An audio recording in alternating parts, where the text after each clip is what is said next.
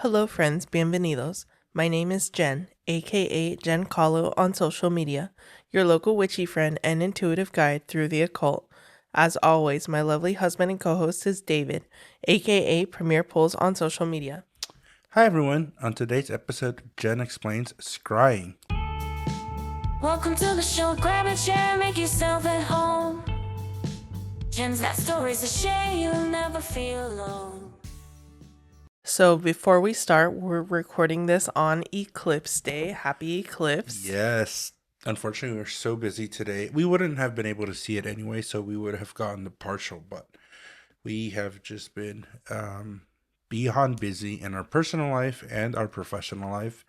So I didn't even get a chance to step outside for that. Where were you? In a meeting, I think, right? Yeah, I was in a meeting, and also we're not even close to the path of totality, but I saw a bunch of people freaking out on TikTok, and I'm just like, oh my gosh, eclipses happen all the time. They just don't pass through here that often. Yeah, but you're into it.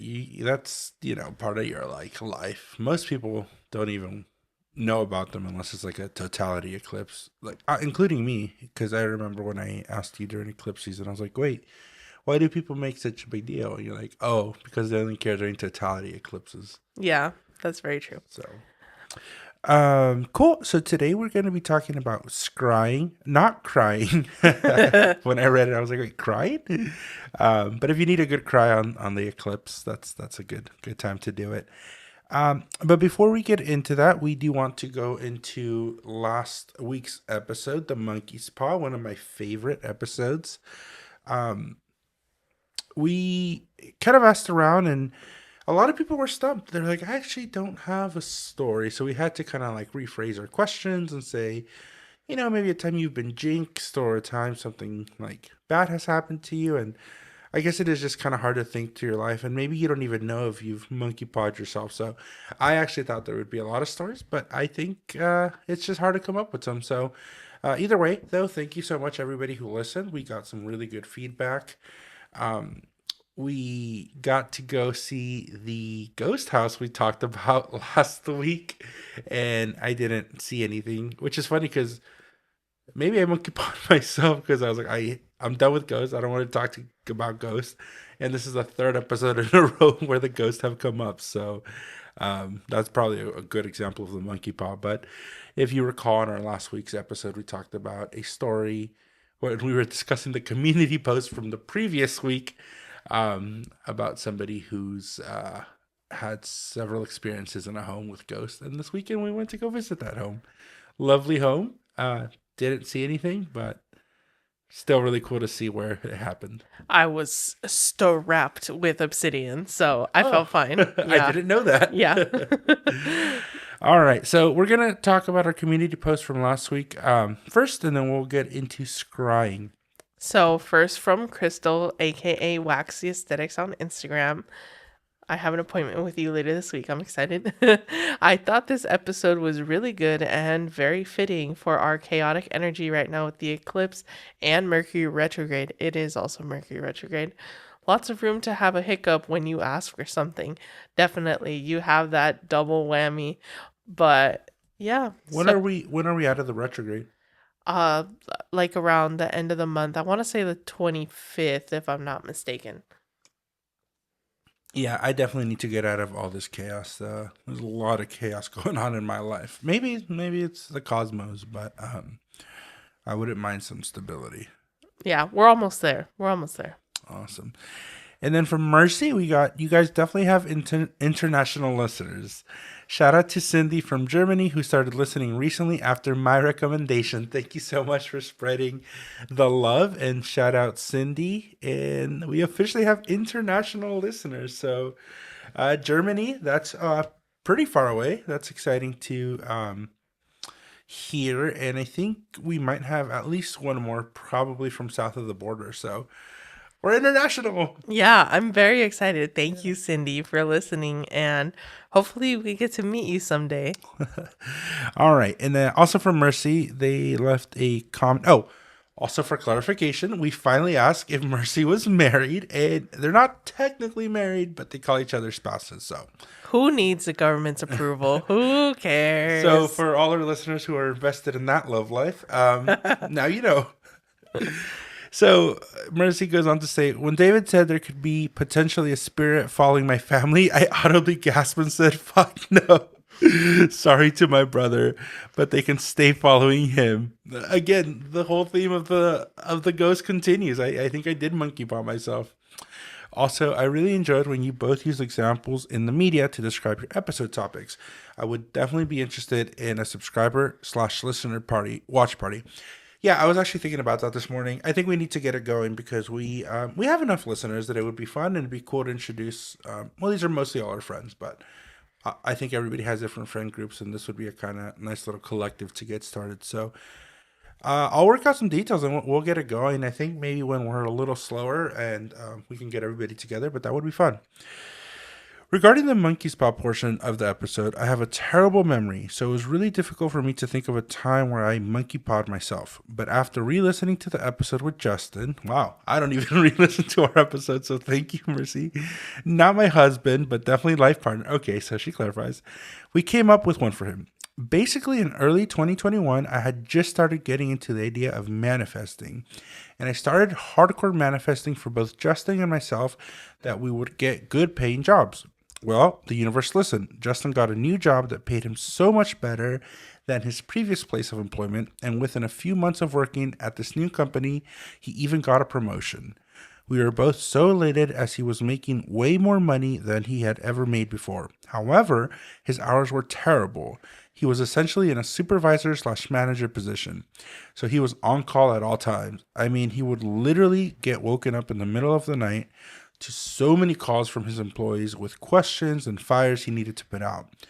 Ultimately, he was able to leave his position after about a year or so, and although this was a difficult time in his life, it led him to his new job, where he is getting better pay with much less responsibilities, so maybe it was worth it, LMAO.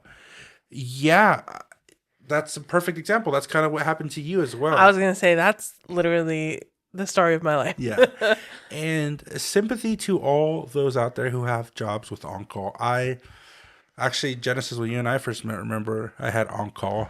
Yes. 24/7. I was also a manager. And yeah, it doesn't stop. I think, gosh, this was in 2015. And the literal words, I think, from my boss were like, yeah, you are required to have your phone at all times. And I think the only time I couldn't was if I was like out of the country. But I don't wish on call on anybody. I feel like when you're first starting off in your career, it's like the dues you have to pay. Everybody who I know has done on call, it's usually at the beginning. But things usually get better. So sorry if you do on call out there. If you're listening to this episode late at night because you're out on a car and driving, best of luck. From Mozzie. So on episode 28, are you still going into the butterfly effect, or did I hear that wrong? So I guess half and half. You didn't hear it wrong. We were talking about the butterfly effect, but I think we're going to go do a whole episode on that because it's a really interesting topic, and I think it deserves its own episode. Yeah, absolutely. It's not going to be episode 28, which it's weird because two people mentioned episode 28, and I've lost count. So I'm like, episode 28, that's this episode. So that's cool. We're about to hit 30, which is also exciting. But no, Mozzie, not this one, but we will definitely be doing a full episode on the butterfly effect. Maybe next month for May. That might be a good one to throw in there. So keep your ears open for that. Yeah. Last day we didn't have too many examples, so we kind of went on TikTok and typed in monkey's paw, and we found actually a really good one. So do you want to? It was a monkey's paw. It was the eclipse, but it goes really hand in hand. Oh yeah, it kind of sounded like monkey's paw, but why don't you share it, Genesis? So a person was like, I'm a chaos witch. I know what I'm doing. Which is the thing you warn about, right? Yeah. And you're like, but let people live their life. Yes, but let people live their life. Laissez-faire. So this person was like, I want a better living situation because they were in the hood. There were shootings. There were drug problems, all that jazz. And 3 days after manifesting that, their house burnt down. So then they were forced to look for a living situation. and they ended up finding a better living situation. But yeah, if you're not careful with your words, the eclipse, the monkey's paw, whatever is like, say less. What is the path of least resistance? And it's usually the most chaotic. Let me just burn your house down. You have no excuse to not find a better living situation now.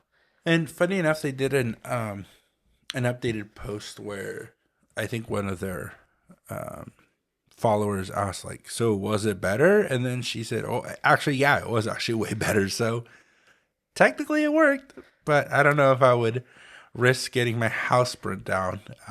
But that's how it goes. So be very careful what you wish for. And if you're wishing for something, just do it with intention and be very, very clear about expectations. Be specific. Absolutely. Yup. Yeah.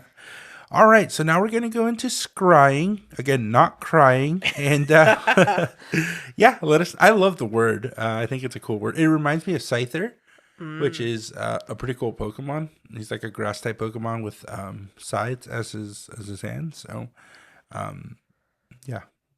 Yeah, so scrying, Scrying, is also known as the ancient art of relevation. Revelation?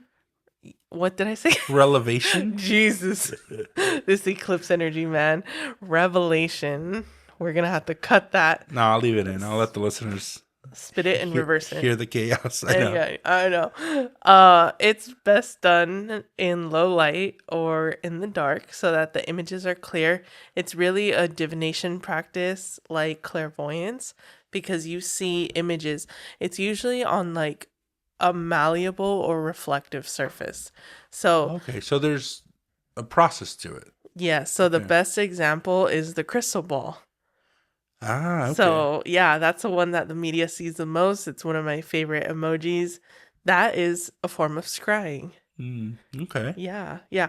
Sometimes if the medium who's looking into whatever the thing they want to use is, sometimes they'll also hear like voices as well to like confirm what they're seeing. However, the only person that sees the images is the medium. Like if the patron looks at the crystal ball, they're not going to see it. Yeah. Only the medium does. How convenient, right? Because this is a message that only I have, but you don't. And speaking of that kind of like skepticism, we just saw a movie recently, which I highly recommend. It's called Late Night with the Devil. Oh, yeah. I don't get scared at movies. Like, I really don't. And it's not even like I'm trying to flex or anything like that.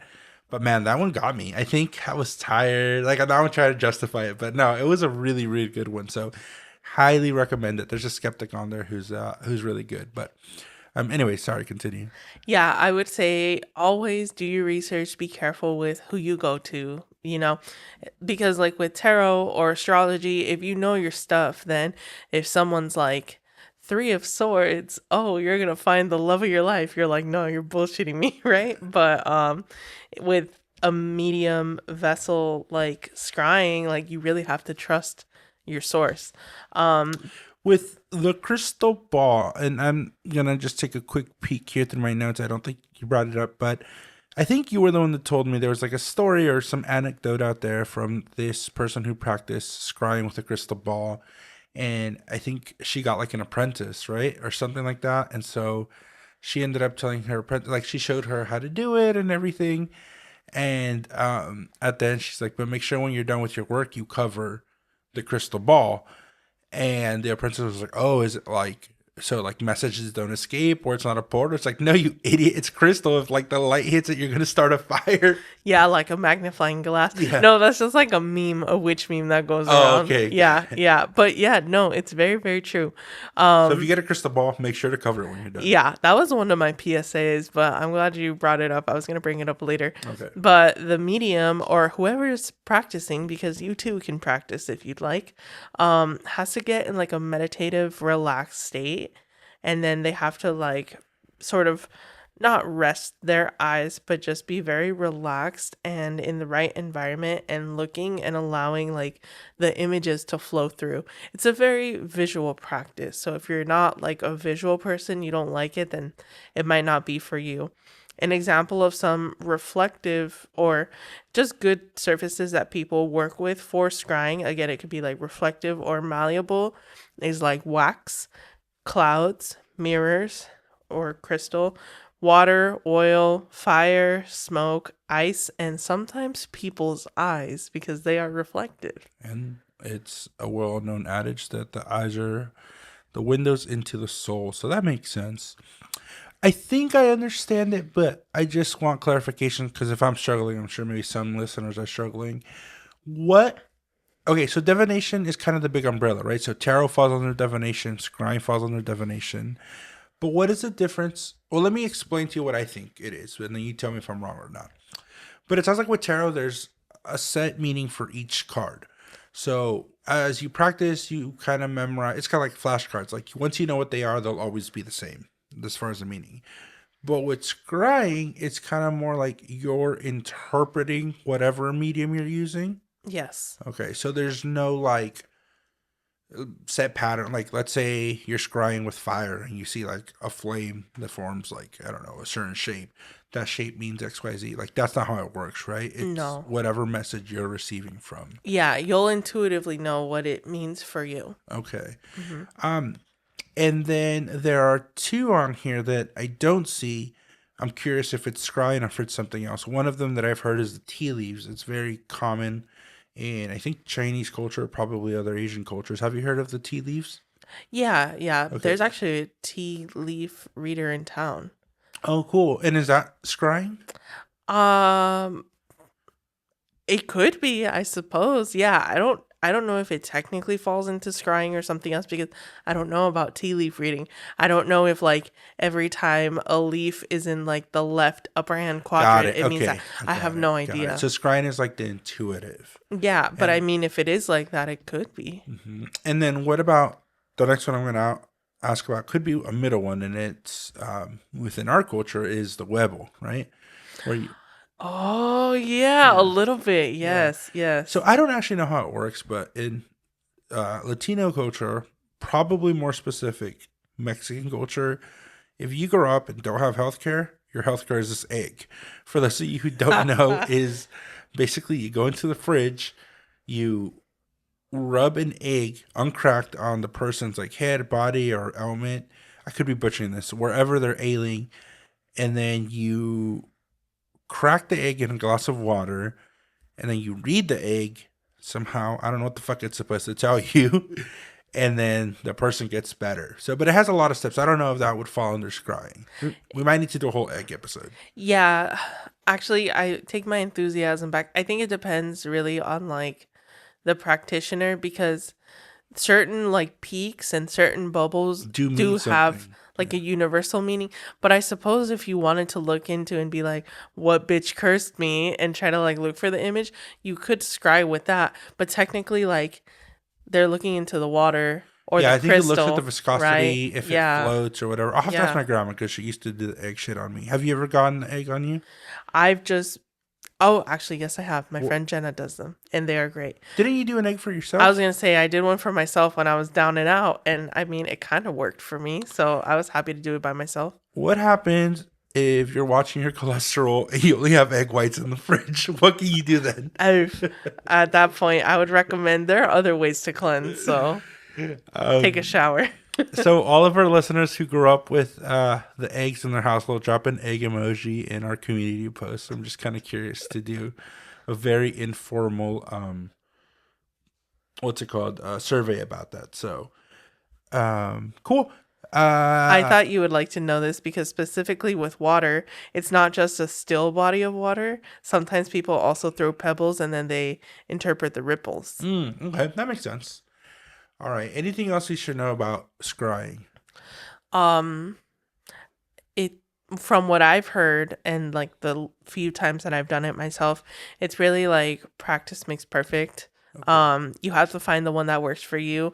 Mirrors kind of freak me out because I think of like Bloody Mary, you know, when you were in elementary school and they're like, if you say Bloody Mary 3 times in the bathroom, she's gonna come get you. That's like what I think of, and I'm like, I can't do that.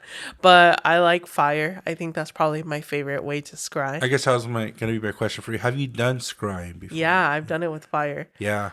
It's been very interesting. You like to fuck up with fire a lot. Or I love candles too, but I love them for the scent. You like them for the aesthetic. Very recently, I actually scared myself with fire, and I was like, I don't know if I want to hear this. The reason I'm being so, people may think judgmental is because, like, there's a shit ton of candles lit all the time in our bathroom, and I'm just like, not during the eclipse or retrograde. correct, but that's what, once every every other time there is. Usually it's a money candle, and I'm just like, I think we're chill on that maybe for a second. I'd rather have a house not be burned down than a couple extra bucks. Tell me about your experience with scrying with fire.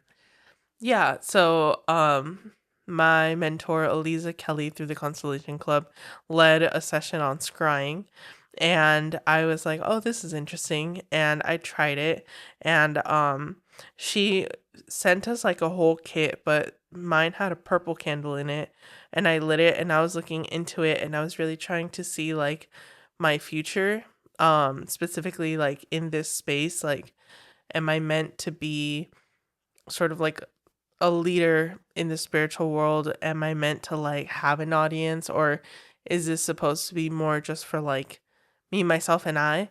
And then when I looked in the flame, I saw what I felt like was myself with a cape, like a Walter Mercado cape, kind of Cool. like flowing back and forth. Very like, Liberace. yeah, yeah. And I was like, that's crazy. And I told her, and she was like, it's meant to be it. But then COVID hit and stuff. And I was like, is it? But I feel like really since like we started this podcast in last December, when I finally started to go public and like be less shy about it, I'm like, okay, I feel myself like embodying this. Oh yeah, you're Yeah. killing it. I'm so proud of you. Oh, well, thank you. I mean, I mean, I married you, so it could be biased, but I think you're just an incredible person. And the more I get to know you and the more I get to know about your practice, like the more amazed I am.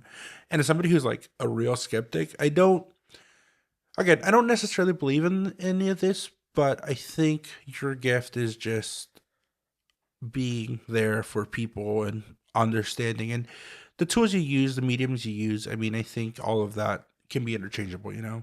A therapist uses therapy, a spiritual guide uses, you know, their spirituality. In your case, you're a practitioner, and no matter what, at the end of the day, I think you just do a wonderful job. So I'm really proud of you, and I think that's wonderful. And then the second time I scried, one of my friends was like, I'm really worried. My grandma's in the hospital. And I was like, can I give them like a clear, hopeful message? And so I tried scrying, but unfortunately I saw it looked sort of like a dark angel, and I was like, oof, this is not my message to share. So I didn't. You didn't And tell then them? no, and then their grandma did pass away. Oh my goodness, that's sad. What did you scry with that time? Fire, Fire. again. So you're okay. So you're a pyro. I am. It's the Leo. So I do have some hot takes on scrying. Here's the thing with scrying. I like the idea of reflection. I think if you're doing it for yourself, it's a good way to meditate. It's a good way to ground yourself.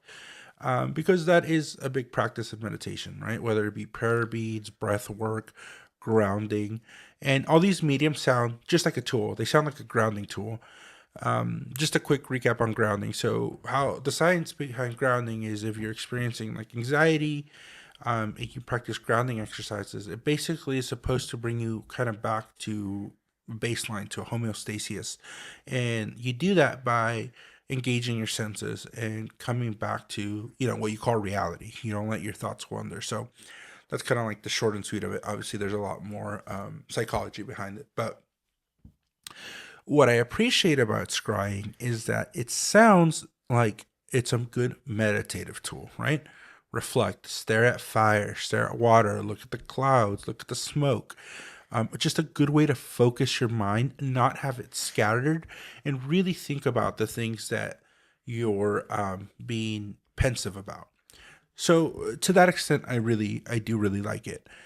Where I have a problem with is maybe scrying for other people, because it's just so subjective, right? It's your interpretation of XYZ. And even though I don't really believe in tarot, I think it has a little more structure to it where each card means something. So there can be some consistency. It can be, and this is like my scientific mind, right? It can be validated um, by other practitioners. It can, there's rhyme and reason at least to the consistency of how to read a tarot deck. But with scrying, you as a practitioner can look at a fire, and another practitioner can look at a fire and see two completely things. It's kind of like a Rorschach test, right? Whatever you see is kind of an interpretation of what your thoughts are. So that's where I fall a little short of like, I don't know if I love it as a practice for sending messages to other people or interpretations with other people. But as a reflective tool, I think it's wonderful. Yeah, I think it's like, how can I say it? Yeah, it's one of the more iffy sort of practices if you're not doing it for yourself and you're relying on someone else. I just feel like, You can't peer check it. yeah, there's really no way. So you really have to like trust the person that you're going to. I personally like would only do this for myself. I wouldn't feel like super confident. I feel like with tarot, at least there's like, or astrology or anything else, there's like a little more structure. Yeah. So yeah, to give someone advice, I don't think I would personally use scrying. However, some people, This is that's their their tool. jam. Yeah. Yeah. Now, I think a good compromise, a good middle ground is if you have the person look into the object, into the fire, into the ice, and then they tell you what they see, and then you can maybe give an interpretation, maybe do a tarot read clarifier. So if I like, we next time we do a bonfire, I'm like, oh, this is kind of, and I'm open to the idea of scrying. I see this, and then you could be like, okay, well, let me run that through the tarot and see what the tarot gives you. I think that's a little more ethical, has a little more validity, and it just seems like a cleaner process. What do you think about that? Yeah, just because like there are just so many bad actors. That's just what fucking kills Well, me. and this is one of the few where I don't even think it's bad actors. I just think it's so open to interpretation. You could do it in the best will and have the best intention, but it's just so subjective, right? If you're reading something and maybe you're in a mood that day, maybe you're elated, you're in a good mood, your emotions are good, they're regulating, you're seeing a lot of positivity. Well, that scry is probably going to be positive. And if you read that same exact thing another day, even as the same person, same practitioner, unless your mind is very clear and you have a clear understanding of what your baseline is without emotional regulation, you might even get a different message. So, even bad actors in itself. I mean, we've talked about spiritual scammers already. Like, even removing that, there's going to be scammers in any gamut of any practice, but it's just not consistent, even with somebody who has good intentions, I feel. Yeah. I don't know. It just makes me think like if someone sees like a 4-leaf clover for me, they would think that means lucky. That actually doesn't mean lucky to me.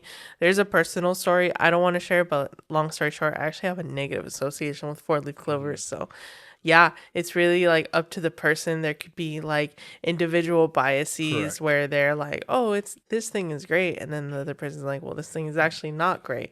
That's why I think it's a good like solo practice because you'll know that the message is meant for you. It's for you. Yeah. Yeah, And it could yeah. be your subconscious, Yeah, I think like I'm not discounting it. I think it's a great practice, but maybe not to like consult other people on. I think it's best as like a solo tool. Yeah, I agree. So it sounds like we have consensus on that. You know what my hungry mind is thinking would be like a very cool sort of, I guess, scrying tool / just a great snack. If you got oil and balsamic vinegar and swirled it with a piece of bread and then interpreted that. I think you're just hungry. Next time we're at Olive Garden, the waiter is going to be like, what are you doing with your oil and water? Ooh, you know what would be an interesting one would be a lava lamp. I think that'd be kind of cool. There is a security company who uses lava lamps for encryptions. What? Yep. So basically how it works is they have their lobby set up and there's a wall full of lava lamps. And lava lamps are one of the few things that have truly randomized patterns in natures. Even with computers, you can't set parameters for actual true randomization. At some point, someone can discover the pattern, or a machine algorithm can discover the pattern. But lava lamps, you can't, because they're so unpredictable. So basically what they have is they have a full wall of lava lamps. It's in their lobby. And then they have cameras pointing at it. So whatever the position of like the lava lamps is, I think it creates binaries like ones and zeros, and that like is the encryption. And people are like, well, like what if like, because it's open to the public, it's not shut down. Like, well, can't they just look at it? And the answer is no, because if maybe one person's in front of the camera while looking at the lava lamp, it creates a different angle. So the binaries all change, and that's how they use encryption as lava lamps. What? Yep, it's really cool. I'll have to find, if I remember, I'll put it for the next episode. But yeah, That is fascinating. yeah, super cool. Oh my gosh. That would be a cool one, lava lamp. Yeah, I think lava lamp scrying would be legit. We should get a lava lamp. Yeah, I've seen a lot of people do wax. Like they'll melt a candle and then they'll interpret the wax how it like falls, or like the smoke, what patterns. Same thing with clouds.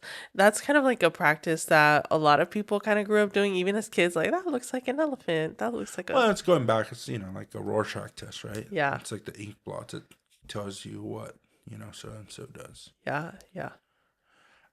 Cool. As far as examples, I've never been to a crystal ball reader. I think you're the closest I've ever interacted with a practitioner of the occult. So I've never done the carnival, like come into my tent and let me read your crystal ball. I don't know if I would do it. I mean, I have you here, but I don't feel like I really need to explore outside. But have you ever had scrying read? No, I haven't. really? Yeah, just because it's a very like Are you you scared of it?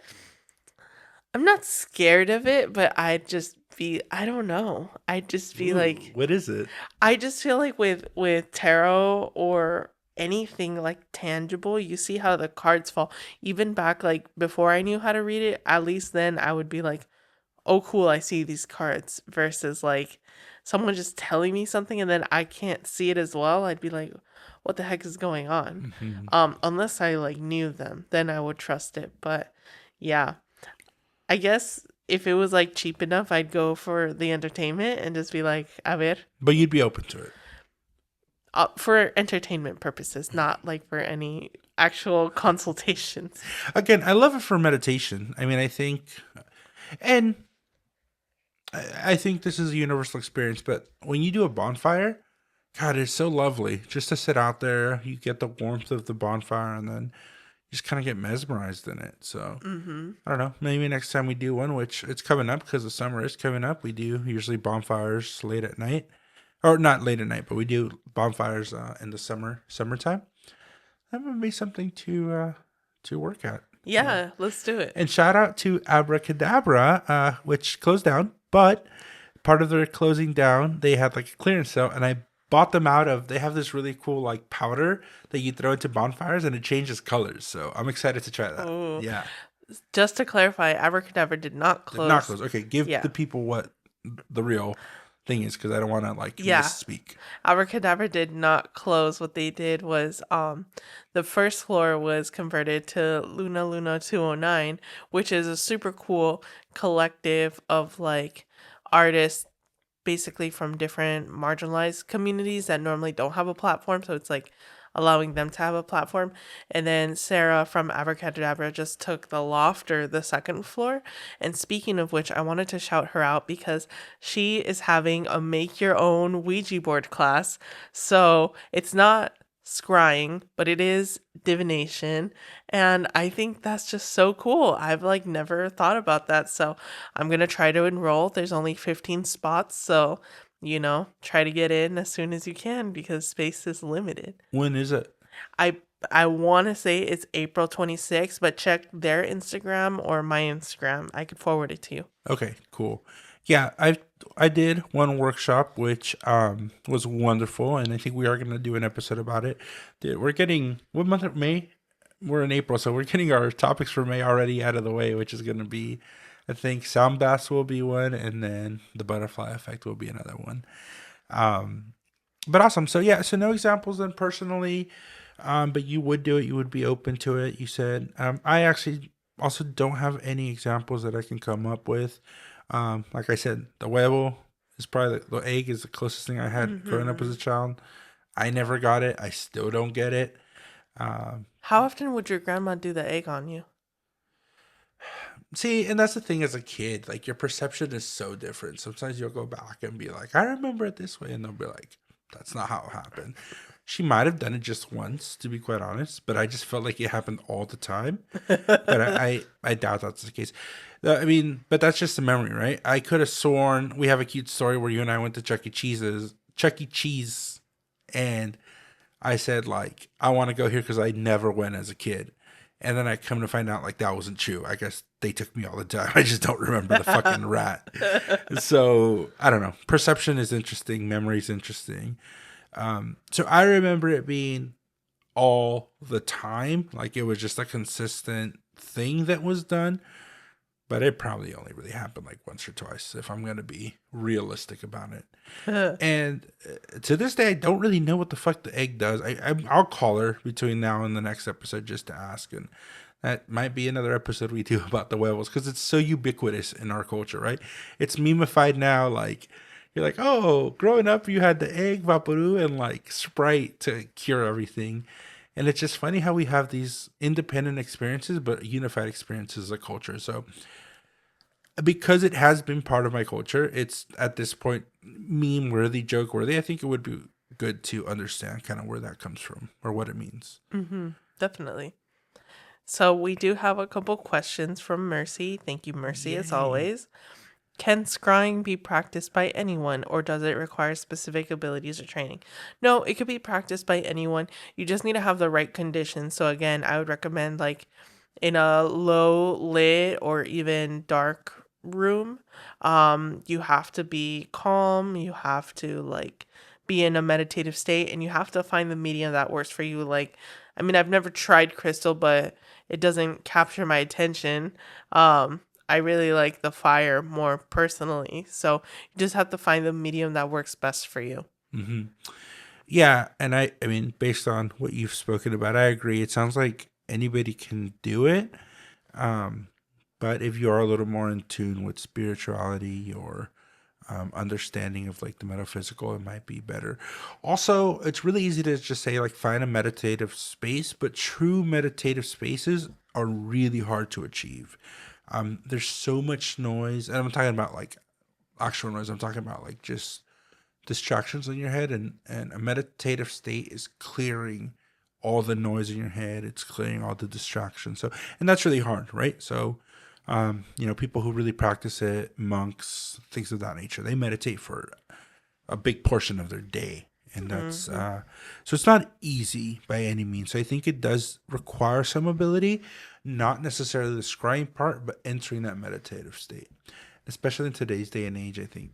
Like right now, if I were to try to sit down and actually try to meditate, I think it'd be so difficult for me just because I have a million and one things racing through my head. But it's also important. It's also important to sit down and take that space, even if it's 5 minutes. I kind of fluctuate between mindfulness and meditation. Sometimes I'll get really into it. Sometimes I go along lapses. But when I do it, I usually only do like 5 or 10 minutes because to be truly, truly concentrated, it takes a lot of skill. Absolutely. And similarly, Mercy asked, how do practitioners discern between genuine insights obtained through scrying and mere coincidence or imagination? Again, I feel like if you're already at an anxious state and you know, like, I'm not at my best, I don't feel zen, then you know, like, oh, this is stuff racing through my head. I feel like you just know, you'll feel it. Now, that's if you're doing it for yourself, but and you touched on it a little bit, but I think it's important to reflect. She may not be asking this, but I think what she's referring to is like, how do you know that the person you go to is actually having the insight and not just imagining it? Or so, like, how would you vet a scryer if that's a type of spiritual intervention that you want to have? Like, what would you personally do? I know you said like know the person, but like, let's say you don't know the person. Well, if you book the appointment anyway, then during the appointment, like really like if it resonates, right? Like if let's say for example, I was trying to be reminded of like turning my pain into strength and someone told me that a four-leaf clover represents that, I would believe them because that's like very personal to me. But if someone said like pink elephant means someone from the other side is trying to connect you to you, I'd be like, what? Like, that wouldn't make sense to me, you know? So I feel like a good practitioner, a good medium, really, a medium is ultimately a vessel. Like, the message is not for them, it's for you. Sometimes this happens to me during tarot where it's like, I don't know what the hell this means.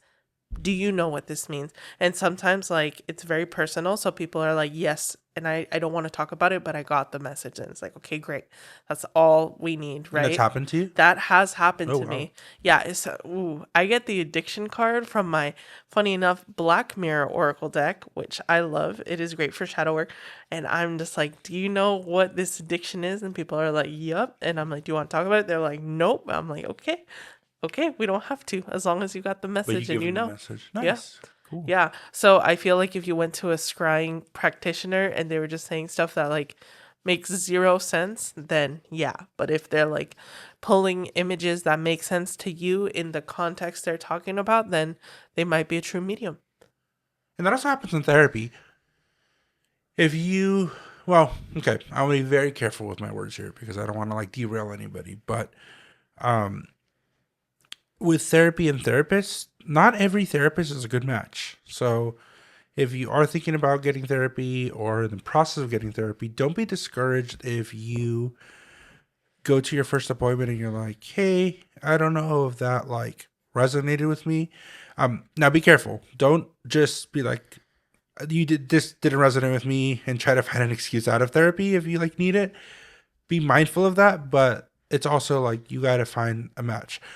Also, with health insurance, like you might not have the benefit of shopping around, but any practitioner of any art or any practice, it's good to do your work on.